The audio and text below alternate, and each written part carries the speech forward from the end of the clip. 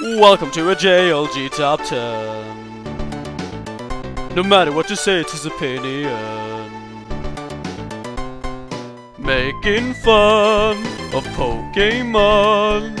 Please enjoy this.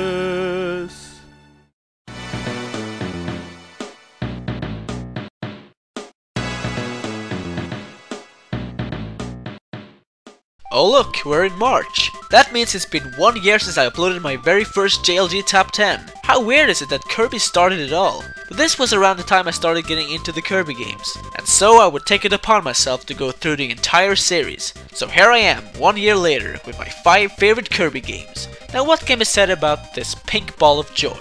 If there's one thing I've come to accept about this franchise, you can't stop smiling. It's one of the few series of games I can truly say are pure fun all the way through. From a critical standpoint, however, I'm having mixed feelings. Kirby games are usually short and easy and somewhat repetitive, but with all the different copy abilities to shape up the gameplay with some twists and spins in the different titles, it never gets old to me. And if you're ever feeling down or upset, you can always count on Kirby to cheer you right back up. Now I usually don't do this, but this list includes every Kirby game from canon to spin-offs, or at least every game that stars Kirby. But first, a quick honorable mention. Kirby's Epic Yarn. This was the last of the Kirby games I played, and I think it was really creative and special, but it's not really a Kirby game. It was developed by Goodfeel and initially wasn't even supposed to be about Kirby, but I allowed even spin-offs, so what gives, Jesper? Well, I wouldn't even call it a spin-off. See, even the non-canon Kirby games borrows elements from its core, making them actually feel canon. But since this one has absolutely nothing to do with the series besides being co-developed by HAL, giving it some Kirby characters, music and feel, the gameplay and mechanics are still nothing like a traditional Kirby. It's more like a mixture of the Yoshi games and Wario Land. So regardless of how good it is, it just doesn't feel right including it on the list. However, I felt the need to point that out. It was still worth a playthrough and will always have a place in my heart. But now let's move on to the main event. Here are my 5 favorite Kirby titles. Number 5. Kirbys Dreamland. There's 3 of them. For the number 5 spot, it has to be a tie. You already know that Dreamland 2 is one of my favorite Game Boy games of all time, and somewhat why. And in many ways, Dreamland 3 is a great sequel in every respect, just fleshing out the content even further. However, Dreamland 3 has a serious problem which ranks it down and just barely misses the list. It's so slow. Everything feels so much slower. I didn't notice it or even think about it at first before I played Kirby Superstar and Dreamland 2 again. They've cranked down the pace by 10, making for some nice exciting levels and boss fights, but I still couldn't forget this branch which started it all. What the Dreamland series has that its more well-known counterpart has is crazy variation in copy abilities. With the help of your animal friends scattered around the levels, you can combine the copy abilities with each one for a different effect, much like the combinations in Kirby 64. I just have a weakness for these kinds of surprises, and in the end saved a spot for at least one of these games on the list. I guess overall I would go for Dreamland 3, seeing how it's Dreamland with more content. So just cut that tie in half, cause we have ourselves a winner. Another note worth a mention is the heart stars. Every level has a friend that requires your assistance and in return will give you a heart star, but finding out what to do isn't always that easy, making for some good replay value. And lastly, whether this is a good or bad thing, the art style in this game makes it feel very unique in the series. I admit it looks a bit strange, but it sorta grew on me. That was mostly what I had to share about Kirby's Dreamland 3. Number 4. What better way to follow this up than its spiritual successor, Kirby 64 The Crystal Shards. I've already talked about this on my top 10 N64 games, but there's still a lot to be said. But of course I will mention again that my favorite part is the copy abilities and how you combine them. Now this was the first Kirby to go 3D, but it didn't really change up the gameplay. And much like Dreamland 3, it feels a bit slow, which I admit is a downside. Let's see, why did I like it again? See, this is the problem with this franchise. It really is hard to explain what makes these games fun. Maybe Hal is just a genius, or maybe I'm just a fool. Or maybe King Dedede has a hammer. Anyone remember Checkerboard Chase is everyone's favorite minigame? You hit the platform and down he goes. This is not the last boss, and there are 3 crystal shards in each level. Just gotta go find them. With this one you cannot get. So you get your fire sword out and whoops, I'm dead. And so everyone's favorite character Rod, excuse me? And of course Ribbon can fly cause Valuigi says so. My favorite combination is explosive ninja stars, but don't tell Narchipun. Bye! Number 3. So why did I decide to include spin-offs? Kirby Air Ride, that's why. Believe it or not, this was the first Kirby game I ever played. Who's talking I ain't walking. Back in the day, if there was a popular video game character, you gave him a car and a racing game was born.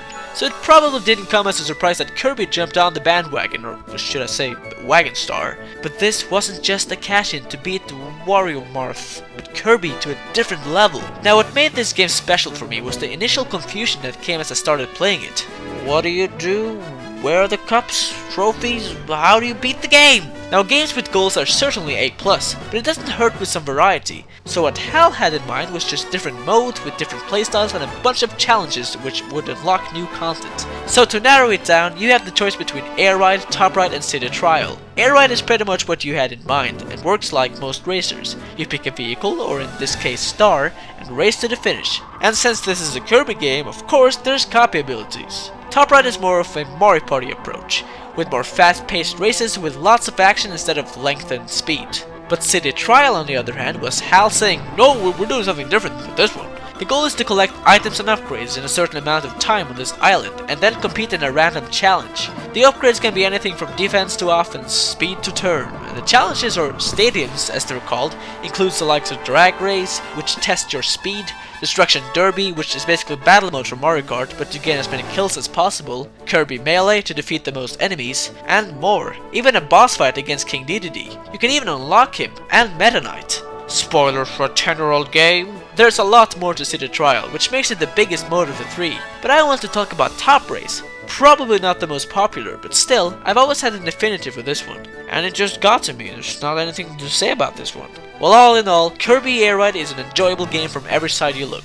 As a racer, a Kirby game, and a GameCube title. But that's all for now.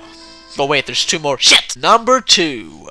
Kirbys Adventure on the NES was the first in the series to actually include copy abilities, and would pretty much be the main inspiration for later Kirby games to come. But there's no denying that the HD remake on the Game Boy Advance was vastly superior. Kirby's Nightmare in Dreamland had so much to offer in all possible ways, from the beautiful art style and animations, to the music quality of heaven, and pretty much anything that comes with the technical advantages of a superior system. This is an HD remake done perfectly, and although it's short and sweet, even more than most of the Kirbys, it still was an enjoyable ride. And if you have watched my first top 10, which was about my favorite copy abilities of that specific title, you have some slight insight of my overall enjoyment. Regardless of what version you choose, be it on the NES or GBA, this game deserves praise among both the Kirby community and Nintendo in general. But there still as always some things I've left out talking about, like the awesome overworld for example, but you get the drill. Now before we get into the number 1 spot, I would just let you know one last thing about my experience with this franchise. This has always been a single player adventure for me. I never really had anyone to play these games with, therefore I don't really value what I believe is loved by most Kirby fans. Which is why I can say right now, I don't have a big thing for either Kirby Superstar or Return to Dreamland. Cause as I'm revealing the next game, I understand there will be some confusion. But let's go. Number 1. Kirby Squeak Squad on the Nintendo DS. When I think about it, it just makes sense that this is my favorite. Nightmare in Dreamland was my number 2, and this is in every way possible the spiritual successor. So pretty much everything I loved about that game, just amplify that by 100 and what comes out is Squeak Squad. It feels like every area is expanded to the next level, with new and interesting ways to utilize the different copy abilities. First of all, let's get the progression out of the way. Every level has chests to be found, which will give you all sorts of sweet treats. I'm telling you right now, this feature almost alone sold the game for me. From different colors for Kirby, to upgrades for all the copy abilities, and a load of other crap, there's a lot to be unlocked. Because of this, I'm always looking forward to the next stage and to find the next chests. And I can't help it, I just love collecting shit in games, and I love to have a number which tells me you have it all. So while I do of course mean sincerely that this is one of the greatest Kirby titles, I can also see how this is more of a personal thing. But seriously, why more Kirby games doesn't give incentive of this magnitude and actual reward for the things you collect besides unlocking the last world or whatever, just blows my very mind. But man, that's enough Kirby for now. Because that's all I've been doing for a year now. I think I've turned slightly homosexual because of it. And I'm also starting to believe Kirby logic and every now and then try to gain copy abilities by swallowing people. Help me. Thank you for watching yet another JLG Top 10. Or Top 5. I don't know, it's just easier to say Top 10. Just pretend every game counted as 2 games, so that way it adds up. If only they would add an enemy that gave you the brain copy ability, maybe I would be able to do things. So while waiting a million years for the next top 10 or whatever I make, check out my 3 current playthroughs of Paper Mario 2, The Thousand Year Door, Donkey Kong Country Tropical Freeze, and Metroid Fusion. There will be 1 new episode of each every day. Make sure to suggest any idea for a top 10 or anything else, and feedback is very much appreciated. And a like would let more people see my videos. And check out my Trello board for live updates on my videos, link in the description. And that's a lot of and.